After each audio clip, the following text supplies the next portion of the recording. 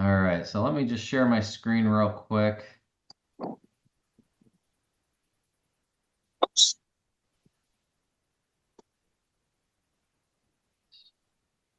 All right, you guys can see this, right? Hmm. Yep. All right, perfect. So let me let me see here. So yeah, I just wanted to go over how important AI is in real estate now. It's basically been um, kind of a newer concept for me to start using. But the amount of work that it can do for us, even just in our everyday lives, is pretty practical and easy. If you're not familiar with AI, it's just a branch of computer science. It kind of simulates human intelligence. Of course, it's not self-aware. It's just going through, simple algorithms. It's combing through the internet and gathering information for us. Um, as a quick disclosure, I asked ChatGPT to explain to us why we can't rely on everything that it says. So I just typed in there, make bullet points about being cautious for AI errors. AI is like getting information from a 13-year-old genius, which I think is kind of a perfect way to explain it because it's very intelligent, but it lacks experience and wisdom, obviously. We still have to be careful that we're doing some minor fact checking here and there. It's so just like a smart teenager, AI might misunderstand context, miss nuances, and give answers that sound right but aren't. And probably my favorite one here is um, it can sound extremely self-confident and the confidence level will definitely make you think that what it's saying is in fact legit, but it's not always that way. So that's just our little quick disclosure. You can't take everything at face value. Some things you're going to have to fact check. So right now there's two common forms of AI. There's chatbots, and then there's an AI agent. The chat boxes are, what we, are pretty commonly familiar with, which would be, ChatGPT, Copilot, and Gemini. Those are probably the most used. Chatbots going to basically just be a question and answer scenario where an AI agent takes it an entire step further. For example, you could potentially tell an AI agent, go into the MLS and drop the price of 123 Main Street by $10,000. It will actually take on tasks that you give it to perform, as opposed to just, typing in a question and getting an answer. These are our, most common AI platforms for chat boxes. ChatGPT is owned by OpenAI.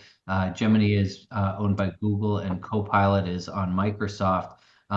We probably, just about, most of us are probably going to have the Google and Microsoft ones, incorporated into our phones and email, etc., without us even realizing it's there.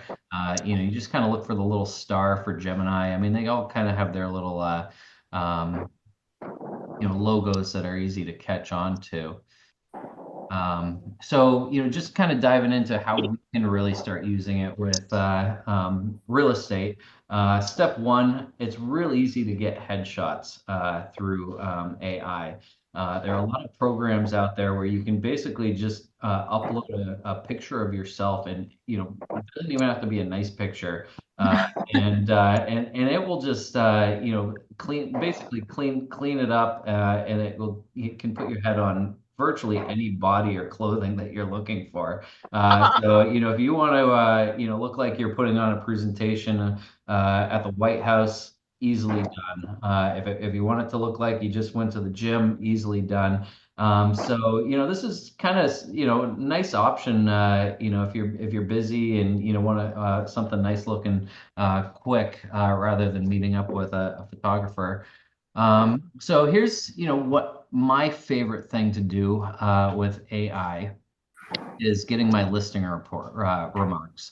I'm great working with buyers and sellers. I love real estate, but when it comes to writing an actual real estate remark, it's just my most daunting task. So this is a great idea here. Basically you just want to plug in some of the basic um, values of a home. So, in this case, write me the real estate remarks for a single family home, water views, pool, 3 bedrooms, 2 bath, vaulted ceilings, impact windows, a renovated 2-car garage. And basically now all of a sudden you've got this beautifully written document or paragraph to just copy and paste into your listing remarks. But obviously, keep in mind that not everything it's going to say is true. So there might be some things that you need to get in there. So for example, right here it says home is close to shopping, dining, and entertainment. Well, if you're in the middle of the woods, that might be something you have to replace with something different. And you can also challenge it. You could then after typing this, you get your response. Then you could type in there right afterwards, write me something longer. Or, please also include, that it has a huge porch on the back. And it will completely rewrite it for you again and give you something better. So, the best way to use these chat boxes is to challenge it and ask, prompt it to, revise and, just keep tweaking it until you get exactly what you're looking for. So I know I've been, kind of talking a lot here. Do you guys have any questions before I move on to the next slide? No. I don't really have questions, but if you guys can hear me okay? Yeah. Mhm. Okay, yeah, no, you definitely can tell where some of these newer agents get all their fancy descriptions and everything, their public remarks from, because I know majority of them are certainly not coming from their brains. You can Right. also have it change the tone too. You may not need to like correct anything necessarily, but you can say like, if you like, make it sound more casual, more professional, make it sound like a certain, if there's like a TV character that you like their kind of demeanor and attitude, you can literally tell it to talk like it's that person, and they will. Yeah. To just keep kind of with your brand, and then it's consistent. Yeah, right. Yeah. That's awesome. Another thing to keep in mind is, fair housing as well. The first time I typed this in, it said great family home. And I was like, uh-oh, that's a fair housing violation. We can't, that's, discriminating, towards people that don't have families. So, you might, also challenge it, for the future when you write me real estate remarks, keep fair housing in mind, or don't say family in these remarks. And it remembers what you say. The more you use these programs, the better it gets to know you. So, you really can have, a dialogue back and forth with this, technology, which, is kind of weird, but, awesome at the same time. Um, so here's another one. You can use it to generate business plans and to-do lists. So, for example, in this one, I wrote, give me a monthly plan to sell 12 houses in 12 months. And it popped out this bulletproof plan for us, bullet point plan. You can take it a step further and say, give me a month by month breakdown. Give me a week by week breakdown. Give me, shorten this, revise it. Give me a daily to-do list. So, it's something to keep in mind as you're doing, putting together lists of things. For like, here's another example of something that I did recently. I have a couple of administrators that I asked to put together a task list of what they do on a daily, weekly, and monthly basis. So, actually it was three people that did it. The three of them, sent me the task lists. And then I copied and pasted the three task lists into Gemini and asked it to revise it, make it shorter, and get rid of redundancies. And basically, what I ended up with was, the to-do lists and task lists of three different people merged into one, so that I could just give it to all three of them and, make sure that we didn't miss any, important tasks that, maybe one person was doing that another wasn't. Hey Greg, have you ever like compared ChatGPT versus Gemini with the same request to see what you get? Yeah, they're all a little different. I mean, a lot of it is, similar. I know some of them are better than others. Um, I don't know that I necessarily prefer one over another. Lately I've been using Gemini a little bit more because it's incorporated into Google. So, just because I use the Google products, by default, that's the direction I've been leaning. Another thing to consider is that if you're using the free version of these, you do get limited use of it. So, for example, if you're up, asking it to create photos, which this is an example of a photo that it produced for me. I typed into Chat GPT, create a photo of a house popping out of a computer screen. And all of a sudden, this is what I ended up with. Then I typed in, give me another one. And after a few of them, eventually it says you've reached your limit for the day. So at that point, then maybe you jump into, Gemini or Copilot, and if you need more, you can go there to get some more. If you don't want to pay for the paid versions. How much are the paid versions? I just signed up for Gemini, through Google Suites, G Suites. Mhm. And I think it was about $8 per user per month.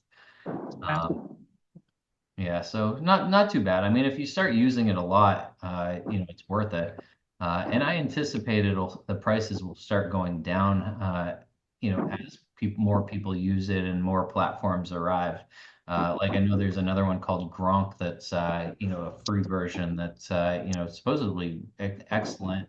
There's DeepSeek is another one that we've been hearing about on the news lately. So, the more of these platforms that show up, I think the cheaper it's going to get. There's an application slash website that you can go on and get AI pictures generated. It's called Canva, Canva. Hmm.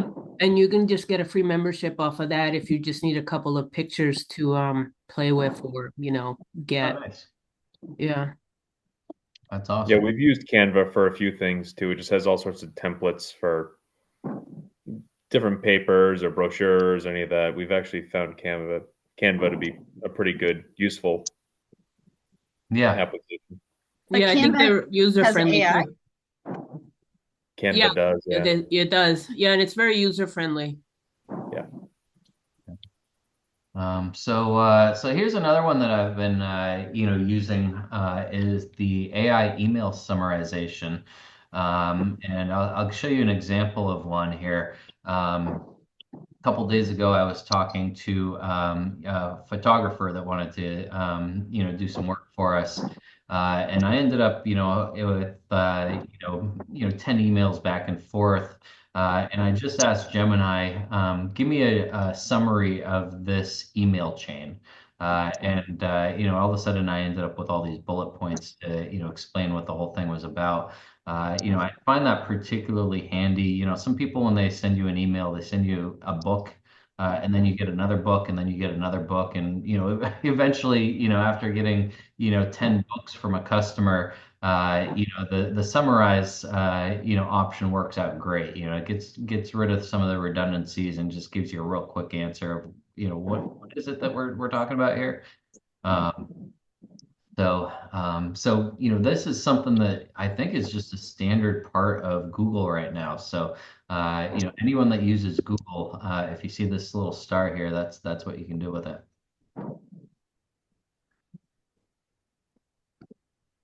Um, Here's another one that I just did.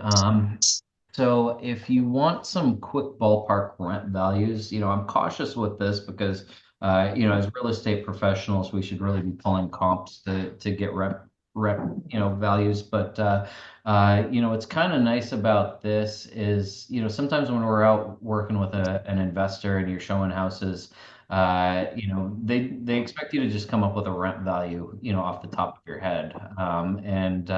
This might be a good thing to keep in mind in that scenario if you just need a quick ballpark. I've got a listing in, north end of Manchester that we're going to be, renting out soon. And, I basically, to get rent values, there weren't a lot of comps. So what I ended up doing was I did this in Gemini to get rent values. Then I looked on Zillow, then I went to Rent-A-Meter, and then I pulled comps from the MLS. And basically, I took the four different avenues and came up with a median rent value based off of all four of them. And surprisingly, all four of them came in almost exactly the same at $4,000 a month for the median rent value. Just another fun little tool here. So I've got a 9-year-old and 6-year-old. So unicorns are very popular in my home. AI, this is of course, kind of like you said with Canva, you can use AI to create, images for your marketing. So in this case, I asked it to give me a picture of a unicorn flying over a house with a for sale sign in the yard. And this is what I got. If you didn't like this, let's say you like this picture, but you wanted the unicorn to be purple. You could challenge it, write in another prompt. Give me the same picture with the unicorn purple. This is kind of another fun little marketing option for us. I just use this for birthday cards for my daughter. Also, she wanted a unicorn holding an axolotl, which I didn't even know what an axolotl was, but So now I specific. do. You're just not going to ever find a picture of that online. Fortunately, ChatGPT put one together for me, and it ended up on her birthday invitations. We actually used these images when we first launched the tiny home business before we had photos of actual units. Oh, nice. And we asked it to create, an attached accessory dwelling unit, make it look like it was a New England style home, vinyl siding, a shingle roof, that kind of thing. Put pine trees in the background, and we got some great images. That's awesome. Hmm. Yeah, yeah. Yeah, this is a good thing for your marketing. It's a good thing to put on your website, if you're looking for something in particular. You could probably even superimpose yourself if you upload a picture of yourself and say, take this picture and do this with it.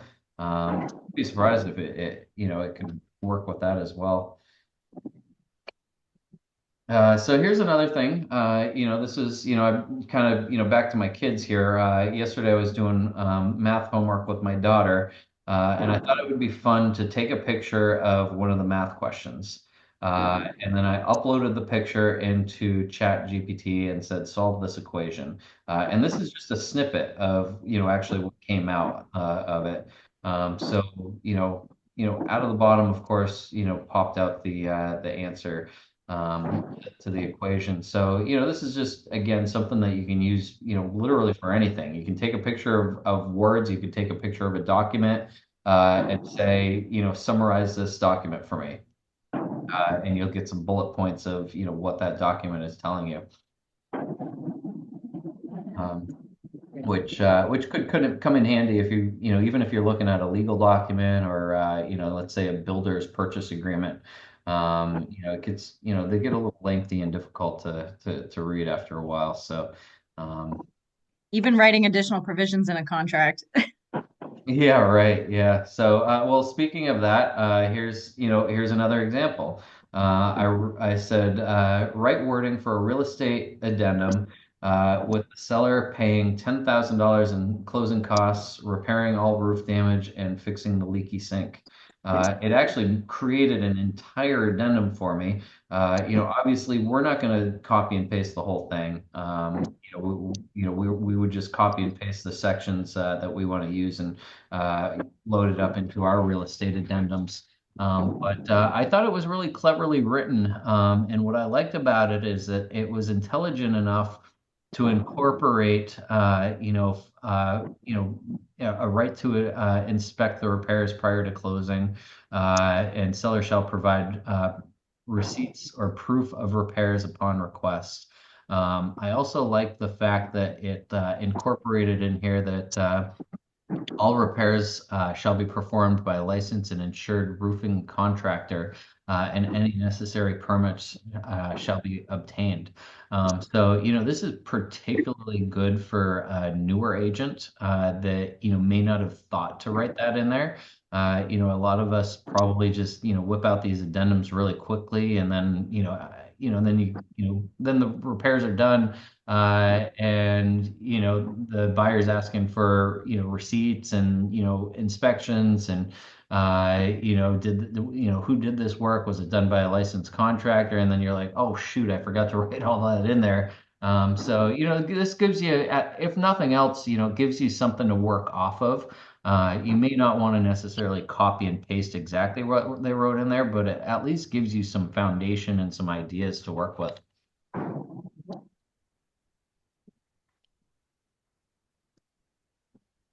So here's another one that I thought was pretty cool. I uploaded an as-is purchase agreement into ChatGPT, and wrote and this, by the way, this was a 15-page document.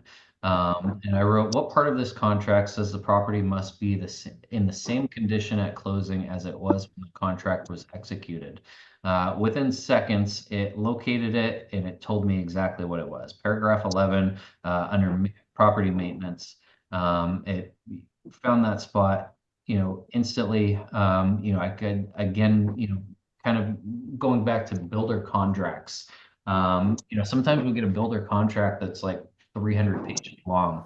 And the ability to find something in there, you almost feel like you need an attorney sometimes. So, this would be another good, scenario where you could just upload the contract, even if it's just like a picture of the contract, or, whatever it may be. It's going to comb right through that document and find what you're looking for.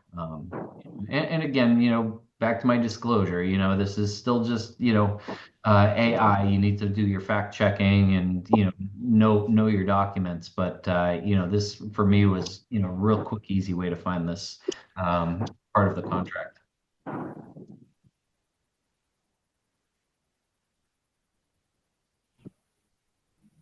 So you can also ask it for some advice. Here's another one that I actually just went through. I am a realtor. The tenant in my listing won't let us in for a showing. What should I do? This is just the first little section.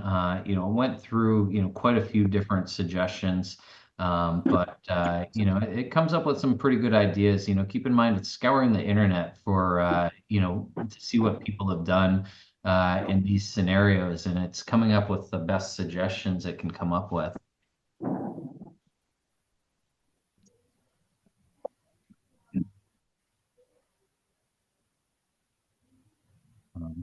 So here's another prompt that you can use to produce graphs and statistics.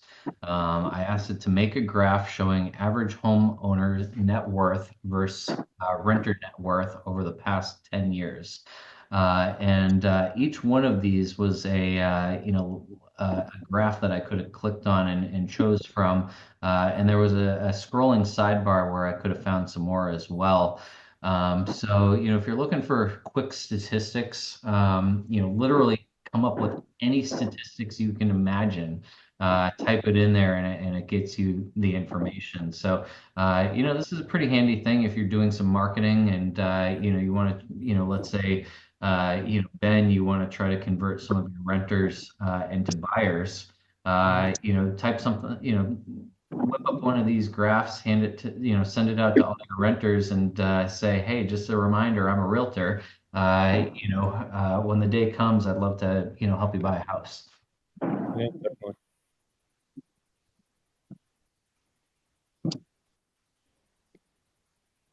I've used this to create bios. In this case, I said write a short real estate bio. Licensed in 2004, broker in New Hampshire, Massachusetts, and Florida. Experience in residential, commercial, investment, and property management. Owns a brokerage. Father of 2 girls, 2 dogs. Enjoys boating and tennis.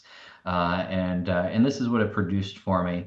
Keep in mind, I wrote short real estate bio. I could have wrote long. I could also ask this, challenge it and say, rewrite this for me. Give me another option, and it would put together some more for us.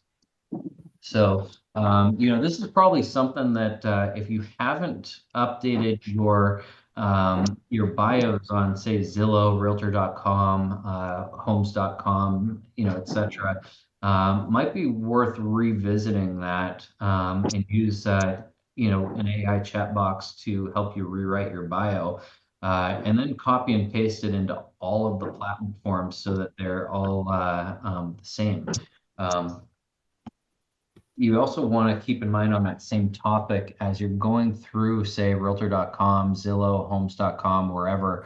It's a good idea to have all of your marketing match, almost identically across all boards. If you've got a banner image, have the banner image match across all of them.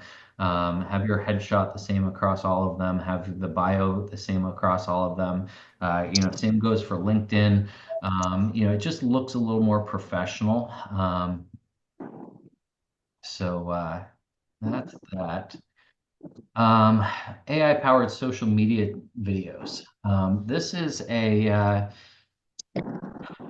good category if you are doing a lot online to promote your listings. So let's say you're producing videos for TikTok or Facebook, Instagram.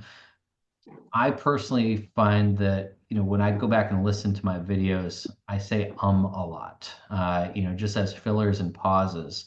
There are programs that you can upload your videos into that will remove all of the pauses from the videos, so it just makes them look more professional. These programs would also be the same types of programs as you're talking. It would write what you're saying at the bottom, and maybe the words as you're speaking pop up. That's what you probably see all over the internet right now. But that would be, AI is a good way to clean up your videos for social media. So that's pretty much it. Thank you guys for joining me today. Does anyone have any questions or anything you want to input? Not the moment for me. I'm good. Okay. And welcome back. Hope you had a good vacation, Annie. It was real good. Nice. Nice. All right. Well, it was great seeing your faces, and we'll catch up again soon. Awesome. Talk to you soon. Great. Thanks, Greg. Thanks, Greg. Okay. Take care. Thanks, Greg.